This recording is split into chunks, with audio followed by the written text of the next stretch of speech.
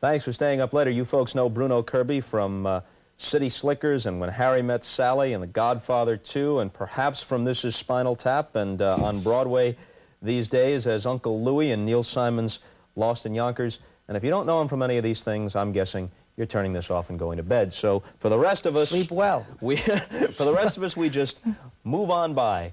Had you ever been on a horse before you did City Slickers? I am in the top 1% of all people in the United States with allergies. You can't be sicker than I am in that area. There's no way. And so when I got this job, when I was offered this part by Billy and Rob Reiner, I went to an allergist. And I said, look, these people are my friends. Give it to me straight. Can I do this movie? And he said, well, look, let me give you these tests. I was laying on my stomach, and about, you know, they do this thing where they do a needle prick on your back. The 7th needle prick in, I said, that's horse dander, right? He said, well, how could you possibly know that this quick? I said, I know it. So for me to do that movie, it was a lot of shots, a lot of pills, and a lot of air purifiers at all times. But I'd never really, never really ridden before. And the horse that I got was a great horse, and I got him at the end, at the very end of this series of horses. And the wranglers, when the wranglers out in Los Angeles, when they deal with actors, their basic attitude is, let's just get this guy a horse and shut him up. That's their kind of attitude. So I went through one horse after another. I finally ended up with this Palomino horse, thinking Roy Rogers, the West, right. This is the horse for me. So I get on this horse and I start riding him, and he does this. And I go, what did he just do? Son, it's nothing. It's nothing. He just threw his head a little bit. But you can break him of that. You can break him. And I thought to myself, what does this man think? Does he think when I was on 10th Avenue playing stickball that in between, at my turns at bat, I would go break a horse? Why does he think that I would know how to break a horse? So I worked with this horse for 2 weeks. I finally get to Colorado. I get on this horse. I go around this racetrack at a high speed, and he starts doing this. So I get off the horse, and I throw the closest thing that Bruno Kirby can ever throw to any kind of a fit.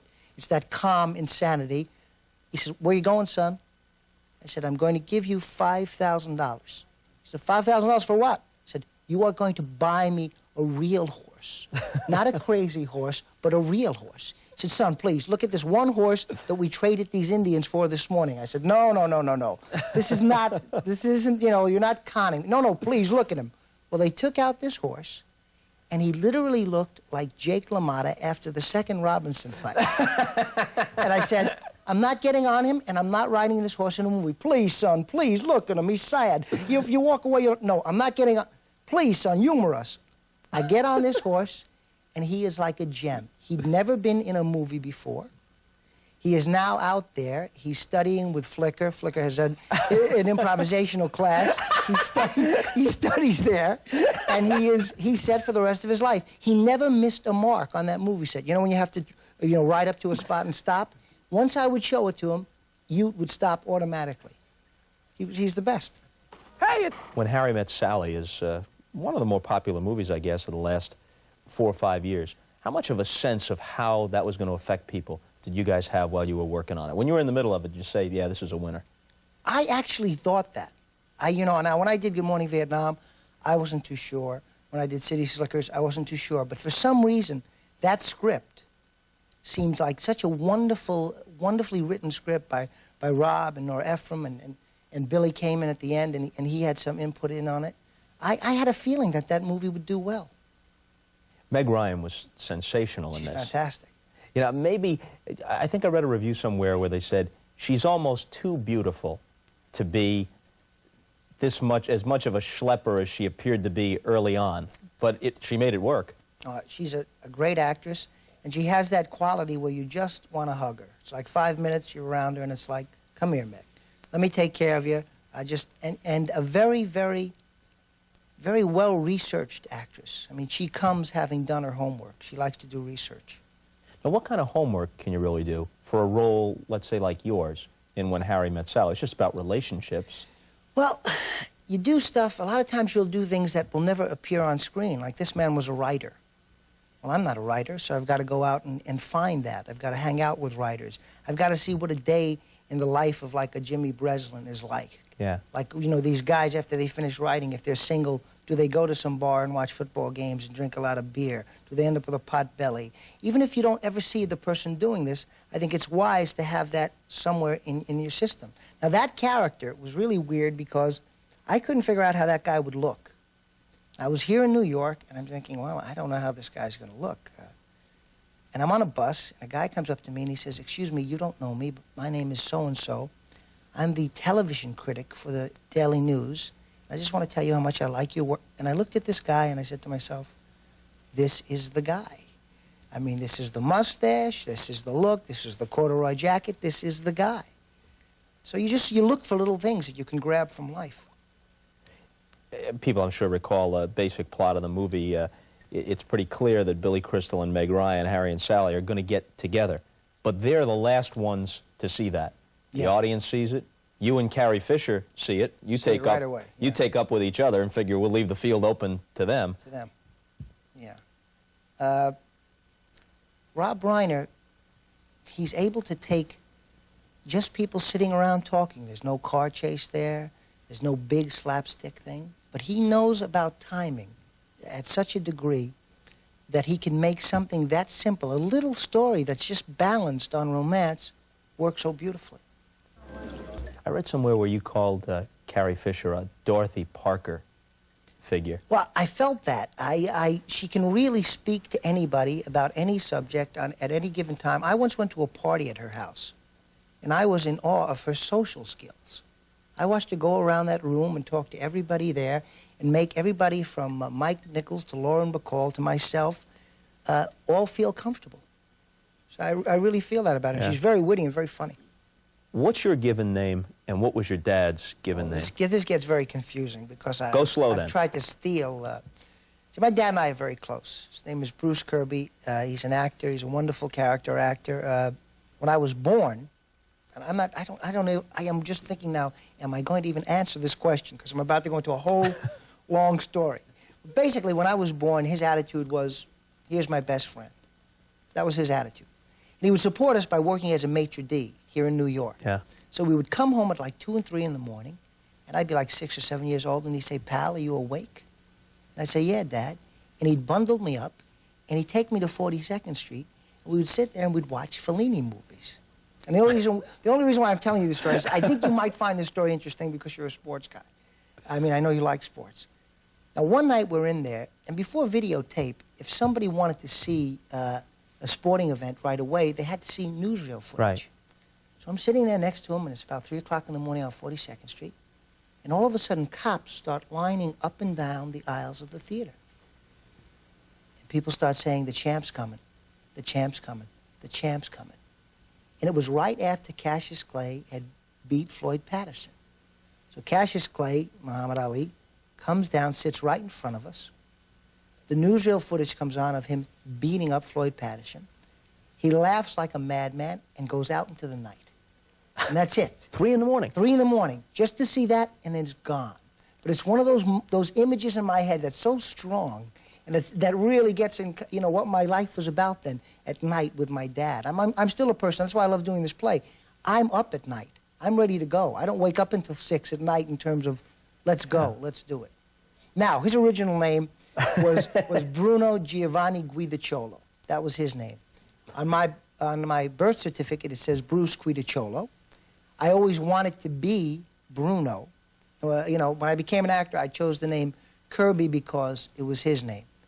And I said to my agent at the time, "I want to be Bruno Kirby." And he said, no, it's too heavy.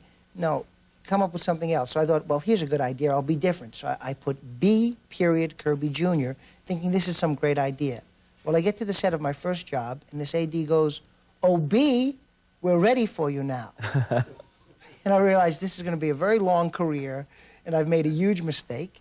And eventually, I ended up with Bruno. You mentioned Good Morning Vietnam. You were this uptight officer who can't believe what the Robin Williams character as the DJ, I forget what the DJ's name was, based on a real-life guy. Cronauer. Yeah, Adrian Cronauer. Adrian Cronauer. Yeah, you can't believe the antics that this guy is up to. And you're frequently cast in roles where you are funny, but you got to be funny in a lowercase way because somebody else is the funny guy in the movie.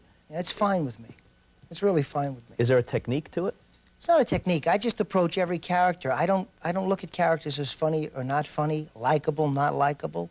I just approach them from their needs and their wants and what's in their background that makes them who they are. A lot of people think of that character as like this awful schmuck or something. And I never played him that way, and I never thought of him that way. When I went to the CBS School of Broadcasting and I was learning to be a DJ, I started to look at the people who become DJs. And I started to see their insecurities and how they hide behind a microphone. And I started to think about this guy, and maybe in his high school, he got to be the high school DJ, and people actually noticed him for a second or two. And somebody actually said, hey, that joke you made was funny. So maybe this is something this guy has held on to all his life because he has no sense of who he is. So I just play it straight, and I let the person's sincerity, to me that character is very sincere in his attempts to be funny. Because to him, being funny is a way of being accepted, and that's all he really wants. So I just play it straight, and if there's humor there, that's fine, but I don't ever try and force it or push it. A different situation in a stage production. For example, in Lost in Yonkers, you play Uncle Louie. It's a tremendous role, but everybody's going to have their own interpretation. Here's a play, Neil Simon play, wins the Tony. He gets a Pulitzer for it, but it's been on Broadway for less than a year, and yet many of the major roles have changed since it's been there. So everybody brings their own interpretation. And the material, as you said, it's very, very strong material. And it does lend itself to other people's interpretations. Kevin Spacey won a Tony, did it brilliantly, but that was his performance. I do it, and that's my performance. That's my point of view on that guy. And that's why it holds up so well.